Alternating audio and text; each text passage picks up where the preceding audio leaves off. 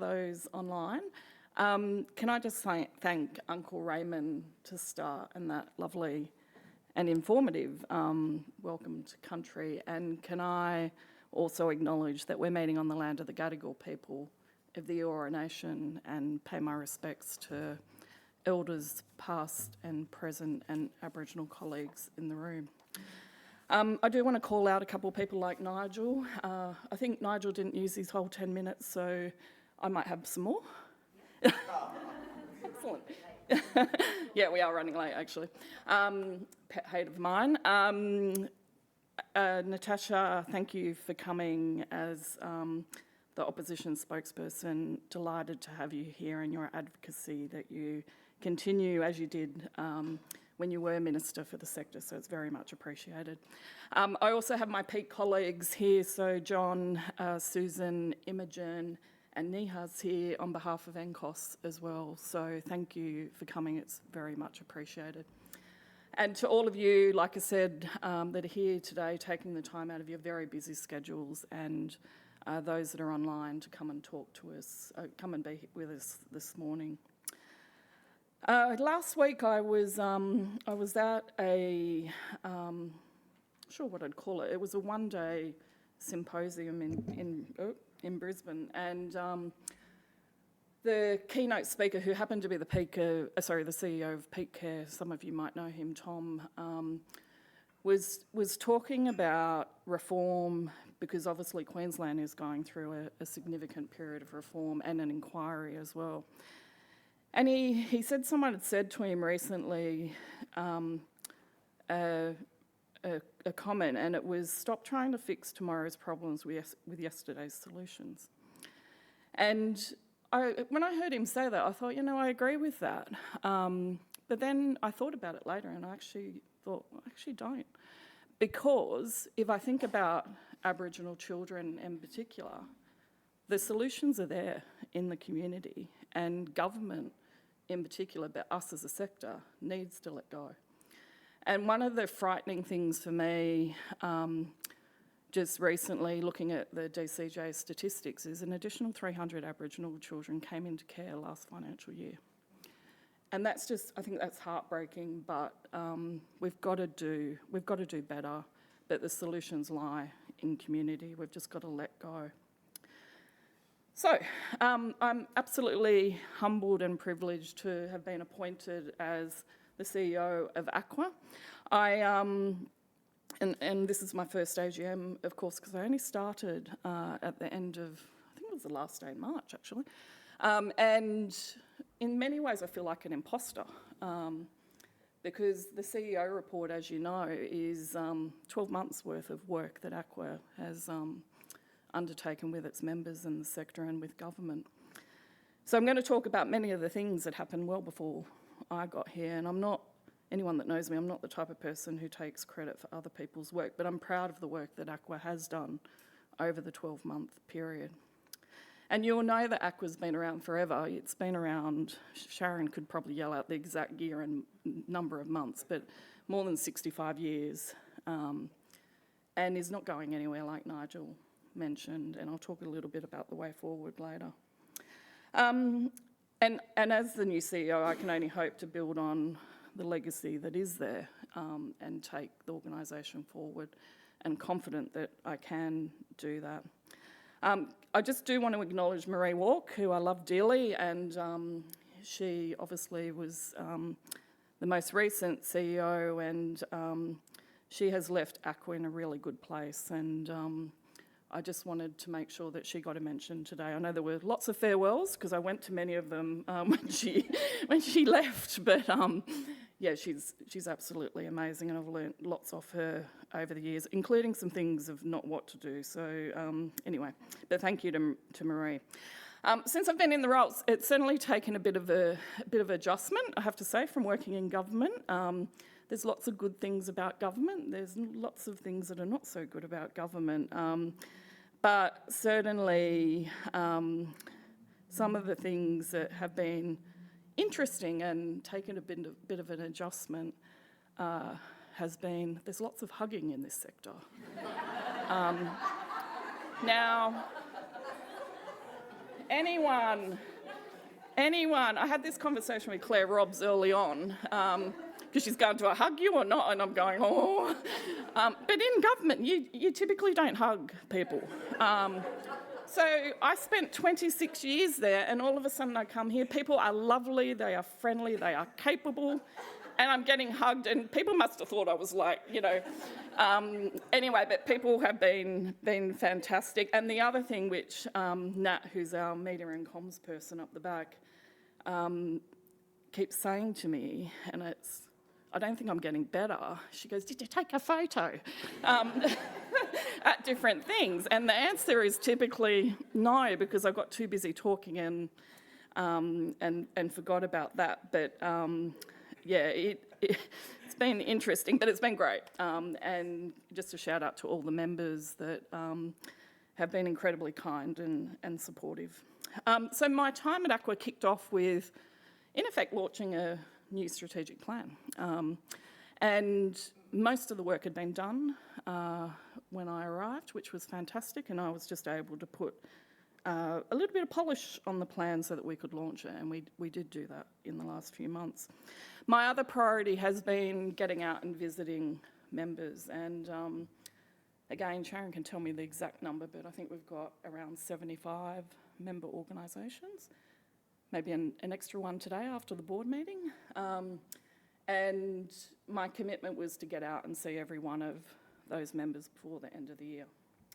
Now, I'm almost there. I think there's people in the room again who could tell me, but I think we're up to about 50 and will be completed by the end of the year. So that has been incredibly helpful to me in this role, and really positioning ACWA on the things that we need to focus on and work on and advocate for, but also getting some first-hand both experiences and feedback about what's working, what could be different, what are the pain points, and how can ACWA help in all of that. So thank you, and for people being very kind, and at times when I ask stupid questions, I think people must go, oh God, like, what's she on about? But people have been very, very generous with their time. And if anyone hasn't had a visit, maybe just, and there are several booked in, but maybe on the photo point, if you could just take a note, if you haven't had a visit, just remind me to take the photo when I'm out there. Okay. So it's been an incredibly busy year for ACWA from a advocacy point of view and a consultation point of view. There's been many consultations and submissions to different bits and bobs. In particular, IPART and the costing of out-of-home care, which government, as you all know, recently released the final report. And I think they did a pretty good job. There is a piece of work for us to do following the release of that report, but just wanted to call out the team, and particularly Juliana Dimitris, who I don't think's here today, but she led a lot of that work and did a stellar job pulling that together. We also had the Ombudsman's inquiry into ITC, and Susan Prevailed up the back led that process with input from NGOs. There was a lot of work, and some of this was when I started, around contract variations, and quite rightly government wanting to make sure that we're all accountable for the money that is given to agencies, but also wanting to make sure that those contract variations are meaningful, make a difference for children, and not administratively burdensome for people. So we got some wins, probably not as many as we wanted, but the department did commit to a review on the impact of implementation around those contract variations, which was good.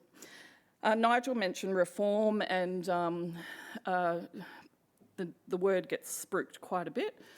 And as you know, the Minister Washington, released a reform plan, but it really, at this stage, and I know that the government is working on it, it lacks any substance. So it's really unclear to see what the way forward is, and I think until we've got the meat on the bones, we really don't understand the impact of what that might look like, particularly for children and young people.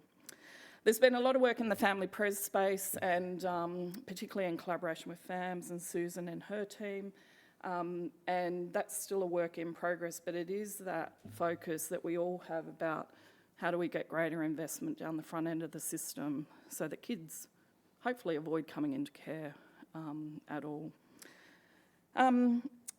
We also, as you know, have,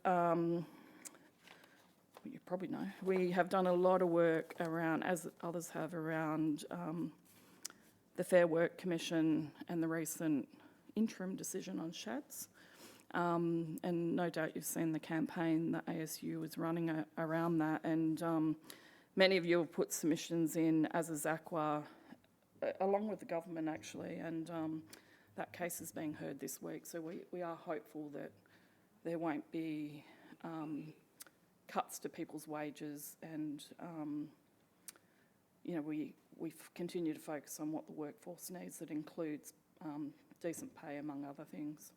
We also, over the year, had quite a significant focus on making sure our members feel connected and informed and involved in different consultation mechanisms, and in particular that has included a fortnightly, what we call comms meeting, and the feedback from that seems to be really positive, and we'll continue doing that despite me coming in and saying, hey, can we move it to monthly?